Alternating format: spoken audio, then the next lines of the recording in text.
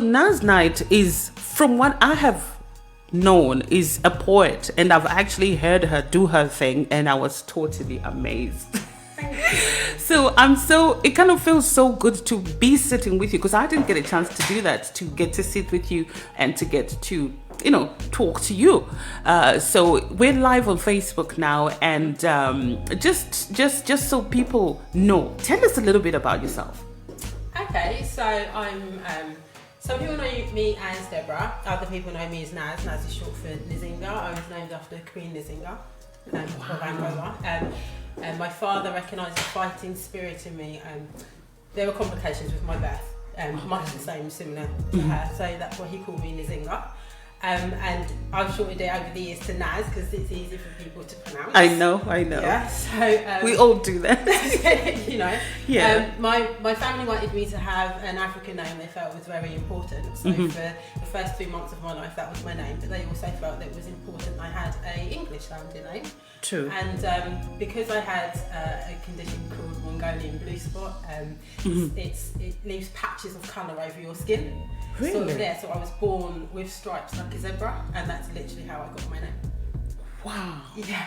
With stripes? Yeah, I literally had these look like bruises, but they came out in like stripes, and so wow. And they died away on their own? They usually fade by the time that a child is 3 years old anyway. You've got an amazing background. I mean, I've got a 5-year-old at home who was born prematurely. You went through a lot. You know what I'm saying? So when people tell me about how special they are in terms of when they were born, I just get this.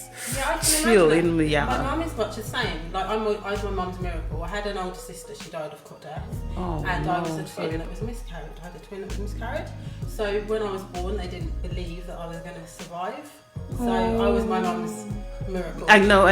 That's the thing with me, and a lot of people think that I'm spoiling him, but I'm very firm. They think I spoil him because of the things that I've had to experience. But it's so good to have you. When I was going on to just trying to research more about yourself, besides the fact that I knew that you were going to have this launch and everything, the other thing that struck me was the organization that you started along with Gordon. Yes. And there's a lot of things going on in there, and that also involves helping the community through the art. Tell me more about Nine Red. Okay, so Nine was born in the casino, like Grosvenor Casino is where I met Gordon. He was my inspector. Like, you can't see him in costume, he's the quiet one. He was given the name The Quiet One on the very first radio interview we did, because he's always in the background. I think because inside the casino there are people with so many different diverse backgrounds, so many different people from different economic backgrounds, social settings and all that kind of thing. Yes. And it became like a melting pot, because you're working while everyone else is sleeping, you're playing games, you're getting to meet customers, they're regulars in there. And it created a kind of vibe that I kind of was like, the community is one, and we move as one, and we respect and we appreciate each other as one. That was what was existing in this place. And I wanted to be able to show the world what kind of happens when you have this cross-cultural colonization, and the positive things that come out of it. But also, because we had people who had not just come from other countries, but had lived and worked in other countries, they might be married to somebody who was married to a different country. It keeps going on like that, right? yes. So you get this more of a wider view of history and culture, and what every nation kind of contributed to the modern society, because everybody is telling you their first-hand account of their history and their culture, rather than you learning it from inside a book or what you learn in school. So you're working alongside people who are African, who worked in America, who might be married to an Australian who worked in Europe, and they all have their own country's take on world events, Wow. And just that kind of like conversations that I was having with people. It kind of just started very simply with like a little bit of banter, because I like to cover my mirrors at night. I don't like mirrors. Really? Yeah, I am absolutely terrified of mirrors, and it was just banter amongst staff. And and as we came up to the tables and we were dealing, there was a lady a Filipino lady in one of the boxes on blackjack, and the banter was continuing, and she just said, but that's what we do in our culture. You know, so she was giving me a little bit of insight about her family traditions and her culture, and like they cover the mirrors at night because of the spirits that were wandering. And it was just like, you know, there is so much that we have in common that you're kind of connected. Yes, you know, and it just became this kind of thing, and we wanted to kind of, he's a DJ, Gordon's a DJ, I'm a poet, we were just having a little jamming session, and I was talking about that experience and the different ways that we all kind of like are connected to each other and how we are all one, and you know, any way you twist and turn it, we all came out of Africa, you know, and we all need to look back as well as forward. Everybody has contributed to modern society in equal measure, some of it very valuable, some of it less valuable. We all have made this society. And using poetry and music, we wanted to deliver that message, and that is literally how it started. Just wanting to go out to the world and say to the world, look, like you've learned this about this culture, about this is it, you know? Wow. And we did our first play, and as a result of the play, because we had cultural references that people didn't understand, we started doing exhibitions. We started so people could have a bit more understanding of what you're trying to do. Yes. You know, which made it, in order for us to deliver somebody else's culture, we had to learn it ourselves. That's true. It had to be part of who we are. We had to have respect, understanding, you know, as the whole of somebody's history as well, the whole of everything that is happening in the country, not just, oh, we've got this conflict over here, but what was the cause of that conflict? You know, how did that happen? Wow. You know, so instead of it just focusing on, oh, this country's negativity, well, why is that happening in this country? What is that? And we wanted to use like music and art to do that. You know, one of the things that's really significant for me is I say words chose me. That's always been the thing from I was very, very little. And it's because I very strongly believe, and it's starting to be proved now with science, words affect our nervous system. They immediately impact us, the words that are spoken. We have been taught, you know, sticks and stones break our bones, but words will never hurt. But it's the words that are more damaging, and it's how we use those words, and those words being important. Words are things. Somebody told me that words are things. Yes. They are energy. It's why it's called spelling, right? Wow. They are energy, and we have to respect them as the energy that they are. And I was like, with what I was learning and what I was experiencing in other people's lives and their cultures and everything, I wanted to share that and explode it, but I wanted it underpinned with love, compassion, empathy, you know, tolerance, understanding, rather than it being like, oh, this country's been at war during this period of time, or this country's been going through this particular turmoil, or this earthquake, rather than it being a snapshot of that moment of this horrible thing that's happening in history, and that being how it defines that nation. I wanted to be like, well, how did they get into that situation? What was it that made I already hear the poetry in there, And that was how I wanted it to be delivered. And as well as being able to say these negative things have happened and what has happened, I also wanted to give people back their worth, their value, their self-esteem, their self-respect. The most important thing that we have is ourselves, and love for ourselves. That's true. And loving ourselves like our lives depend on it is so important, because we are valuable. So I wanted to use our art to deliver that message. Not only that you're valuable because you come from a nation that has produced this greatness, but that you are valuable in and of yourself. Just the fact that you were born, the fact that you are a person, you have the right to self-actualize, you have the right to be all that you can be. And these external factors that they keep putting on you, that they're limiting you, and these limiting beliefs that they're giving you are stopping you from self-actualizing, because they're labeling you, and we are wearing our labels. You know, it's even the way I have to describe the book. It's like black, female, disabled, you know, it's all my labels, and I'm wearing them like there's some kind of brand, like it makes me something. It's so true, and it's amazing you say that, because just like you saying, coming from words, if people are going to put negative energy onto you using words, there's a point where you get and you start believing what they're saying about you.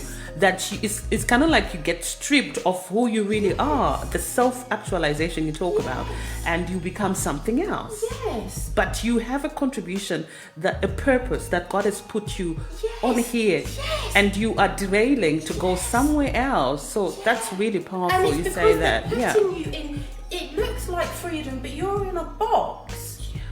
Yeah, and every label is a wall. People talk about a glass ceiling. It's a glass box. Every label, you have a label because you're black, you have a label because you're female.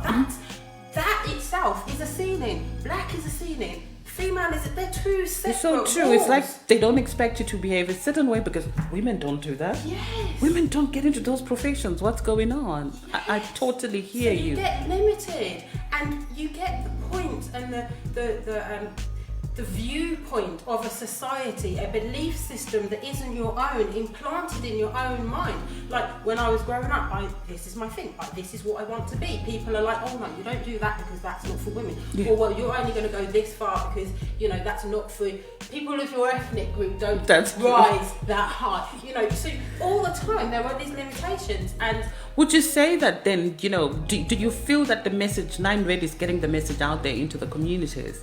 I feel so. We took a risk. We've always walked the road less travelled. And when the CIC new law came out in 2005, and it was like, are you going to be a charity? Are you going to be a company? Yeah. And we were like, we're going to be a CIC. We'll walk the road less travelled. That way, when we succeed, when we turn around and say to people, walk the road less travelled, they know that somebody has done that ahead of them. One of the examples I give is like from some of the beneficiaries that we work with. I won't have anybody do anything that I'm not willing to do myself. Yeah? Wow. And one of the things that helped me get through my trauma as an abuse victim was carnival. Yeah? Going out, putting on a mask and stepping out of myself and then imagining myself who I wanted to be. Wow. And being that person in the parade. That's how I got through. And so I encouraged other people to do that. You know? Step outside of your comfort zone. So that's what we did. We had people stepping out of their comfort zone, but then they turned around and said to me, well, you've been doing carnival for years. You're not stepping out of your comfort zone by doing this. By doing the same thing. By doing carnival again and again. So I was like, okay, you do carnival, you step out your comfort zone. I'm going to go and audition for the Olympic ceremonies. That's me outside of my comfort zone. Oh, yeah. Right? I did the auditions. I did the Olympic ceremonies. I was terrified because people don't realise that I am shy. It's always the case with people that do this kind of thing. They never know you're shy. Exactly, because the reason why you're able to survive in the world is because you have to perform, right? I know. So I went and I stretched outside of my comfort zone, and then I'm able to turn around and I say, look, I've done it now. There's no reason why you can't. You know, and now I have people who society had forgotten about, because we've been going for 18 years now, right? Wow. So the people who society had forgotten about 18 years ago, who have their little startups that I helped them with, their courses that they wanted to go on, those training. I've got people now who started with us, who are now doing their doctorates, doing masters, training to be barristers, doctors, surgeons, you know, people whose society had taken the belief away from them because this is the thing. And one, because we're launching a documentary as part of this about the 18 years, because, you know, it's a big number. So yes, it is a long time. She's going to be part of the documentary, so she'll be telling you this story. But she was refused access to something she wanted to do, yeah? She really believed in it, and she did everything. She jumped over every obstacle, every challenge, every hurdle, everything to go and do that. And I just said, oh my gosh, you know, like when she got to the final stage and it was just like 3 out of 1,000 people get reviewed in this way, and she was one of them. And she turned around and what she said to me was, you told me at the beginning, goes, whatever they do, whatever obstacle they put in your way, whatever challenge, whatever just it is, go out there. go after what you want. You know who you are, you know? And it's that keeps me going. It's that makes me. Would you say, you know, speaking of which, would you say that the minute that you step out of your comfort zone in terms of having to move countries even, do you feel that there's a lot of pressure on once I decide, okay, I'm going to be in America now, is there a lot of pressure for you to conform?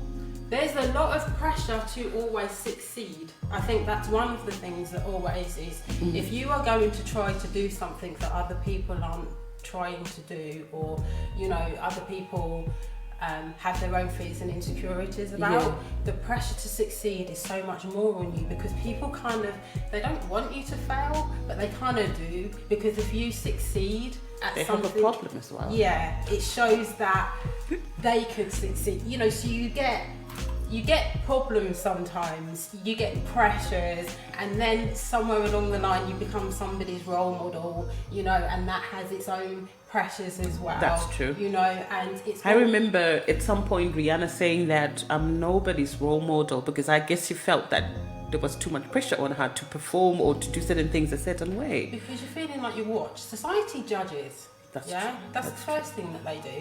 And part of it is primal, because we're supposed to do that in order to keep ourselves safe. But there is also this kind of culture that is kind of like arisen. Like anybody that puts themselves out there to do anything is putting themselves out to be judged, and there is a right to, you know... You're the one who posted this in the first place. Yeah. So yeah, we've got a right to say whatever we want. You know, and sometimes words aren't always... They can be cruel, you know, and it also makes you think very carefully about what it is you want to share with the world, and what it is and who it is that you want to be.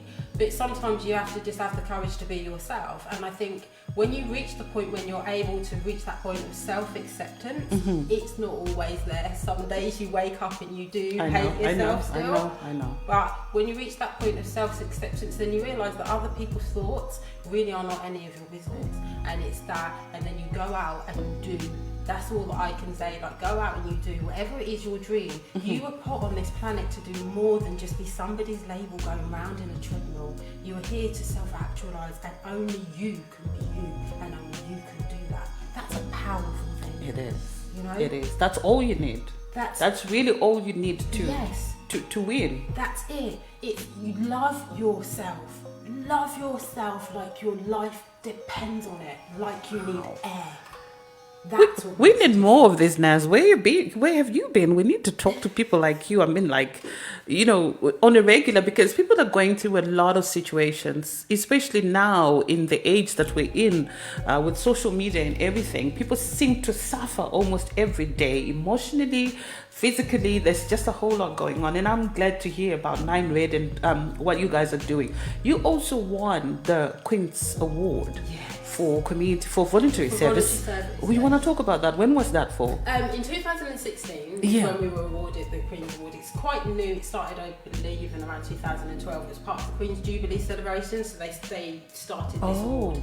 And it's a community award, but it's the equivalent of an MBE for a community business. Oh, wow. If you see what I mean. So they also have one for businesses that are entrepreneurial as well. So like you can get the Queen's Award for entrepreneurship as well. Really? Yeah. So those are the two awards. The voluntary service one is basically about working in the community and the work that we do. So we were awarded that for work with people who are socially disadvantaged in some way. So it's victims of domestic and sexual violence, and people who suffer from mild to moderate mental health problems, or for some way are culturally deprived. Domestic violence in terms of our own community, Luton and around.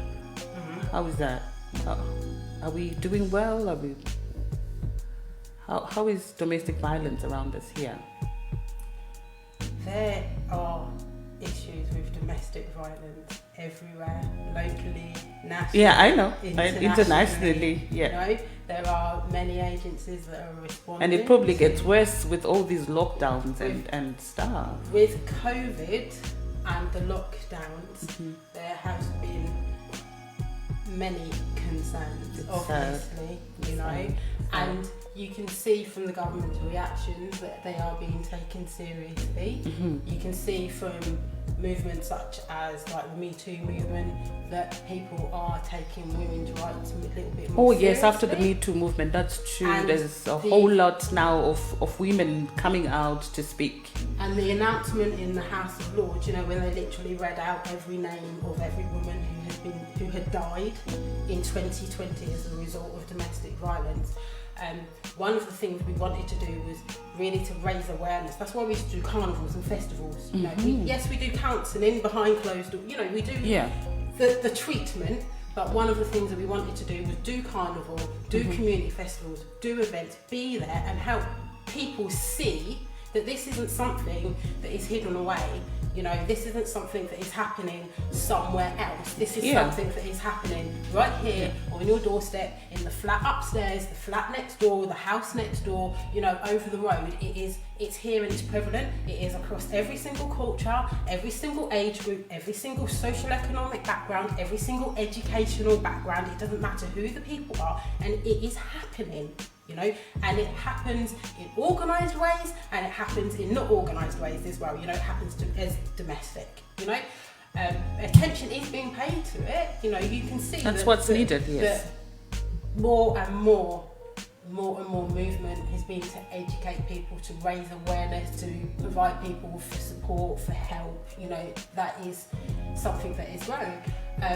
We started the AVS project because my experience was in the 90s and it was not a very, very good one, and I wanted to be able to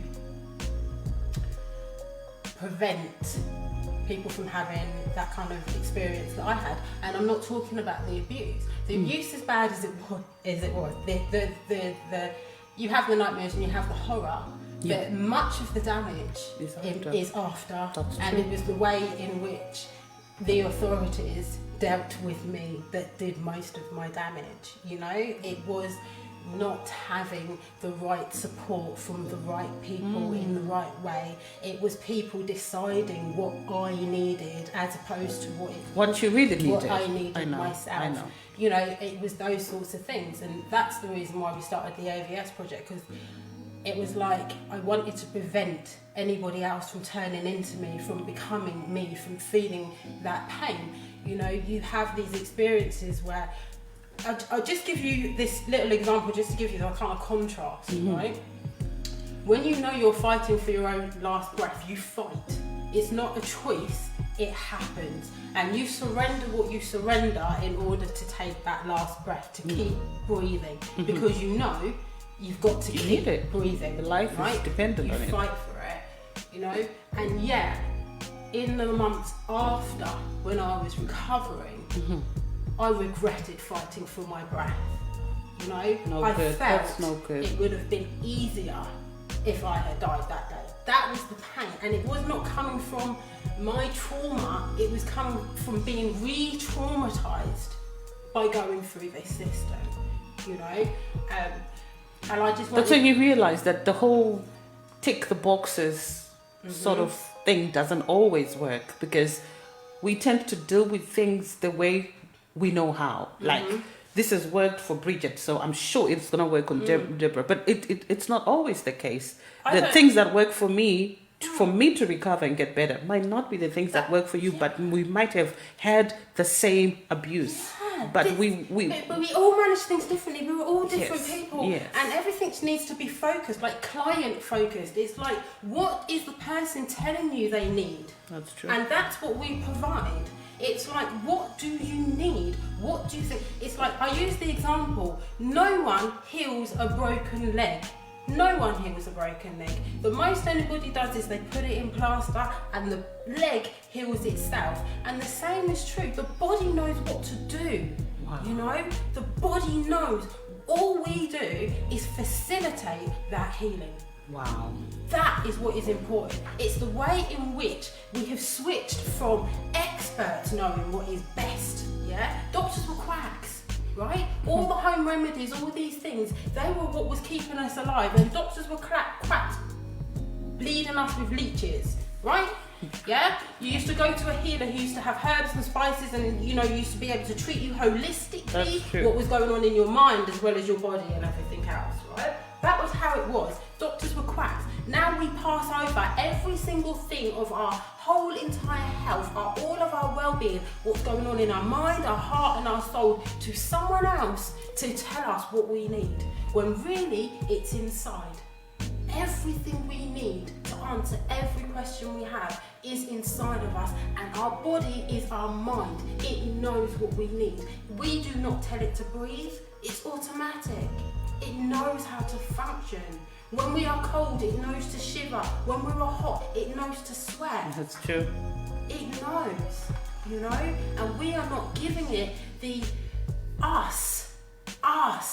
the opportunity to be ourselves, to heal ourselves, to be all that we fully are. We are putting ourselves in the same program, in the same belief system. I believe in traditional medicine, don't misunderstand me. I believe that it works, but it has to go alongside holistic health. If you don't just go to your doctor about your ankle can't go to the doctor by itself. No, the whole take the whole you, person. Yeah? Wow. And that's how we treat people, and that's the way that we make them know they are valuable and that they have everything that they need to self-actualize. Let's talk about the launch. You're launching the book. Yeah, the book's The launched. book, yeah. So the CBS series, it launches in June. So we're launching it by having the 18-year documentary. So it's going to come out that's in awesome. this series. Yeah. Because the novel that launches in December is biographical fiction. So yes, it's based on, it's political writing. It's about my experiences of the world and, you know, like the feedback from society and what it means to me, you know, and it's highlighting the evils and the wrongs as well as the beauty, you know, Which is important. It's a love story in all of its ways, because it's supposed to be about giving people back value, but also it's real because life The real has issues, happened, that's true, you know? But it is fiction. It's literally set in a real place, and the stories and the events and the everything are things that happen, but not in the I way would that love they happened. to have a look, yeah. Yeah, so that's the book in December. But in order to give people the real, we wanted to bring out the documentary, you know, so that people can see it's archive footage as well as like current interviews and stuff, but so that people can actually really see the Luton that I love, the people that I'm talking about, the places, so they've got this real visceral experience of it. So that launches in June and launches the CBS series. So you've got the documentary, the play that was supposed to be coming out this year. I was expecting to hear more about that. Yeah, the play is, because it actually launches today, but it's temporarily available as a book, but the play launches as a live show next year at some point, but we'll have to set the date. Okay. But the play is set, it is literally a digital play, and it's set inside your own mind. It's about you creating your own reality. So what you experience within that play is through your filter. Wow. Yeah. And it's literally just about helping people to reconnect with themselves. We are 98% emotion, 2% logic. Yeah. Our brain is a problem solver. Our heart and our gut, they are the intelligence that guides us. We use our brain, but our brain is just a problem solver. That's why we get anxiety, because if there's no problems to solve, the brain is looking for them. It isn't primary in that way that it's supposed to be the primary focus of our thoughts. It's primary because it has all these automatic functions that it manages for us, right? But it was the development of fire and us be able to digest food quicker and easier because it was cooked that enabled this brain to develop. But our instincts are all here. Gut instinct is a natural intelligence. It's real. You can Google it. Gut intelligence and heart intelligence. There are 3 brains, and it's bringing those 3 brains into balance that enables us to do everything. You know, anything that we need to do. You know, but that's what it's about. So with the play, it's putting you in that space. It's trying to connect the 3 minds. And it uses sound therapy and colour therapy as well as poetry. So it's delivering this thing on all. It's really immersive so that you have your own experience. Now I have a better understanding of what you meant by the triple. So it's very and then interesting. And then we have the poetry book, which is literally just the poetry. So this all 3 tell the same story, but the viewpoint is different. Yeah, so the play is literally all inside a person's mind. The book is everything that's outside of, in the world, in reality, but how that impacts on us. Wow. And that's it. And then the poetry, obviously, is poetry. Are you going to do a little poetry for us before you go? Yeah. Yeah. I'd love for you to do that because I've seen you do it, so I know what you can do. Which one are you going to do for us? I just thought I'd do I Am a Queen. Okay. Because it's the new one and it launches the series. Okay. It is new, so I do have my words with me. I hope you don't mind. That's okay. But yeah, I'm going to do I Am a Queen. I'm a queen. I am a queen. Let me take everything down and just give it to her. Ladies and gentlemen, Naz Knight with a bit of poetry for us live. You can call me all the names you want, and they will continue to hurt me. But nothing hurts me more than beginning my history with slavery. I am a queen who don't fit in your kingdom. I am unseen because I surpass your wisdom. I am mean because I refuse to be a victim. I am a dream of a fair and equal system. My skin's the colour of Ethiopian soil and the sands of Egyptian deserts. I lived my life and returned to dust before any of your civilizations developed. I descend from the lands of Sheba, Egypt, Ethiopia, Kemet or Kerma, carried across the seas to the Caribbean, shackled, chained and not seen as a human being. But I am a queen. I just don't fit in your kingdom. I am unseen because I surpass your wisdom. I am mean because I refuse to be a victim. And I'm a dream of a fair and equal system. Not content to enslave my body, you destroyed my memory and my legacy, destroyed my cities, burnt down my temples.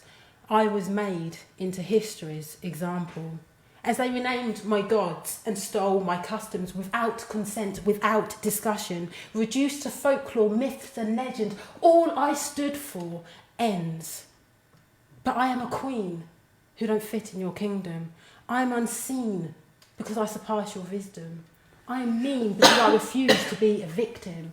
I am a dream of a fair and equal system.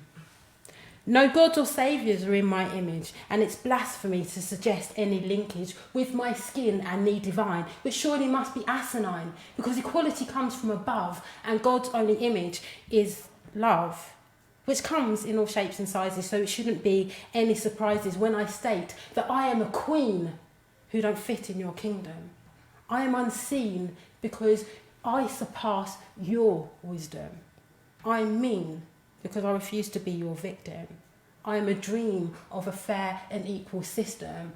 I am Eve, and I have been since time begun. I am a queen, and we are all one. Wow. I'm a queen and we're all one. That's very powerful.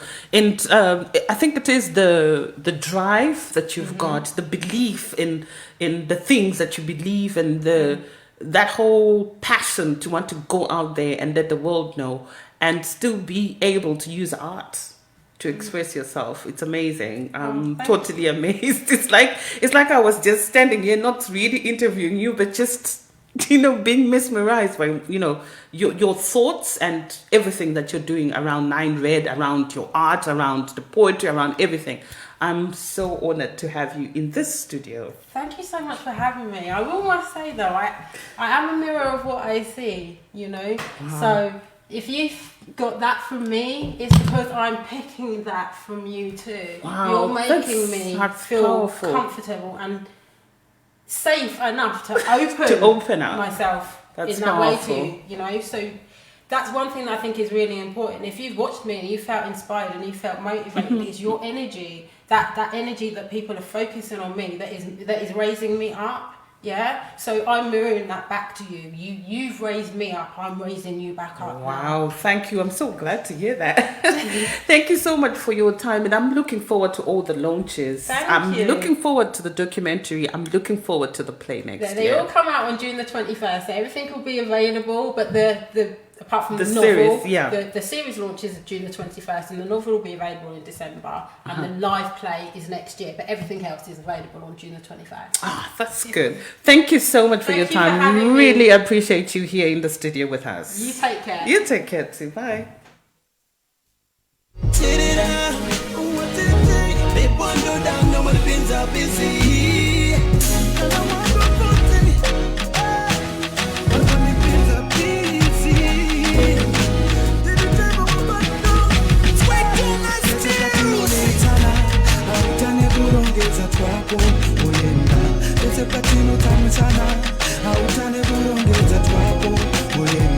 Baby,